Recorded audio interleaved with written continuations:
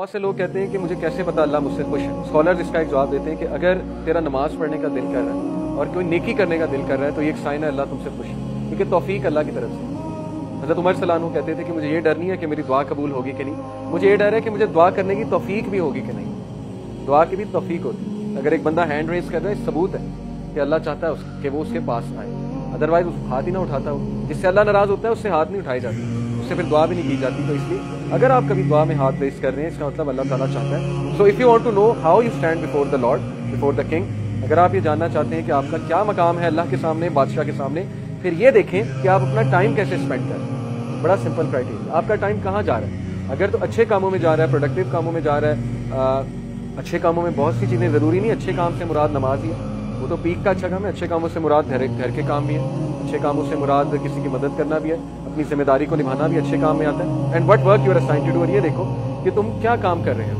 तुम किन कामों में मुलविस हो, तुम्हारा टाइम कहाँ पे लग रहा है। हम अपनी रूटीन नोट करें, उस रूटीन में हम ये देखें कि हमारा major chunk of time, major chunk कहाँ जा रहा है। अगर उस मेजर चंक में 6 घंटे एंटरटेनमेंट के हैं और नमाजें कुछ इस तरह की हैं कि 2-2 मिनट में फारिग करें हम, तो फिर स्वीयर तज़किया की ज़रूरत है। और अगर उस मेजर चंक में जो है वो ज़्यादा अच्छे काम है, फिर ये खुशखबरी की बात है, बहुत अच्छी बात है। तो अपने डे का मुहासबा करें, एनालिसिस करें, उसकी मंथली रिपोर्ट भी बनाएं। ये काम अगर आप करने बैठेंगे, आप देखें हिदायत क्यों नहीं आती, तब्दीली क्यों नहीं आती। जब मैं चेंज हुआ था, मैंने पूरा एक फोल्डर बनाया था, फोल्डर आपको दिखाऊंगा, और उस फोल्डर का नाम सेल्फ अकाउंटेबिलिटी रखा था। उसमें मैं पूरी अपनी रिपोर्ट लिखता हूँ। तो जब मैं कोई गलती करता था, मैं वहाँ लिखता था नोटपैड पे, आज मुझसे ये गलती हुई, या जब कोई अच्छा काम करता था वो भी नोट करता था। तो इससे बहुत कुछ आता है। आप कभी लॉस्ट होना और वो डॉक्यूमेंट्स खोल लें तो आपको बड़ा फ़ायदा होता है। आप एकदम रिफ्लेक्शन पढ़ लेते हैं अपनी लिखी हुई, आप हैरान होते हैं कि ये मैंने लिखी थी उस दिन। कॉन्फिडेंस मिलता है उससे। जब आप किसी गुनाह को रजिस्ट कर रहे हो, लिख लें आज मैंने गुनाह को रजिस्ट किया, ऐसे ऐसे किया। साइकोलॉजिकली स्पीकिंग, जब कोई चीज़ आप लिख लेते हैं तो ब्रेन के जो पाथवेज हैं वो बनते हैं उस चीज़ से मुताल्लिक, तो वो आदत छूटने के ज़्यादा चांसेस होते हैं। इसीलिए जो स्कूलिंग सिस्टम है, आपको टीचर पावर पॉइंट भी दे सकता है।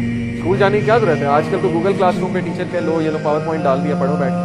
लेकिन वो क्यों बोर्ड में लिखवाता है? आप कहते हैं यार ये सारी बातें पता है, क्यों बोर्ड में हमें लिखवा रहा है सारी बातें? क्योंकि उसके पीछे साइकोलॉजी है कि आप जब लिखोगे आपको चीज़ याद रहेगी और ज़्यादा चांस है कि आप वो चीज़ रिपीट करें। अपना एक फोल्डर बना के एनालिसिस करें अपनी शख्सियत का, अपने रूटीन का, अपने टाइम चंक्स का इंशाल्लाह ताला, और उसके बाद एक्शन प्लान बनाएं कि मेरे रूटीन में मुझे ये ट्रेंड नज़र आ रहा है कि मैं रात के इस टाइम बहुत ज़्यादा है और ये चीज़ मेरे ईमान को ख़राब कर रही है, इसको रिप्लेस करना शुरू करें।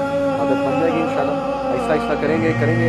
Replace this thing with book reading. रात को यकीन करें कोई नॉवल पढ़ लें, अगर इस्लामी बुक्स नहीं पढ़नी, नॉवल्स पढ़ लें, क़यामत के साइंस में बुक पढ़ लें, कोई सलफ़ के कोट्स के ऊपर बुक पढ़ लें। दारुस्सलाम कभी जाएं, इतनी बेहतरीन किताबें आजकल आ गई, उनको बुक रीडिंग से इंशाल्लाह आप लोग आहिस्ता आहिस्ता अपनी हैबिट्स को रिप्लेस करें। इस तरह तब्दीली आएगी।